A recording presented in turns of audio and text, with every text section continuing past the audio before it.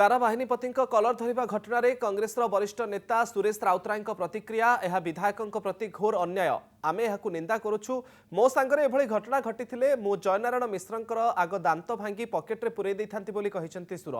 माड़ मारिले जयनारायण मिश्र किंतु सस्पेंड हेले तारा बाहिनीपति। यह की प्रकार न्याय बाचस्पति निष्पत्ति को आमे निंदा करुछु। यार जवाब देव कांग्रेस बोली कहिसंती वरिष्ठ कांग्रेस नेता सुर राउतराय।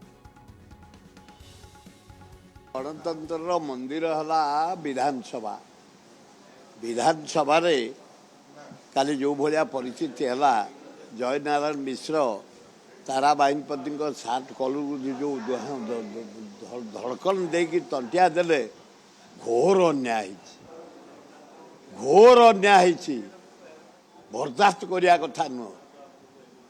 मु तो जदि होता जयनारायण मिश्र जो दांत तक आगे अच्छी न था पकेट था तमें गणतंत्र हत्या कर पावर अच्छ बोली तमें राज्यटा को भाग भाग करने को विवृत्ति दौच बड़ बड़ कथा कौच तुम मंत्री हीन तुम प्राइम मिनिस्टर देखा कर तुम मुख्यमंत्री देखा कर तुम मंत्री हो ए गणतंत्र को हत्या।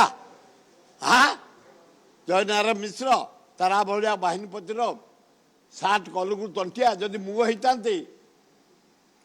जयनारायण मिश्र दांत गोटाए न था पकेट भितर था।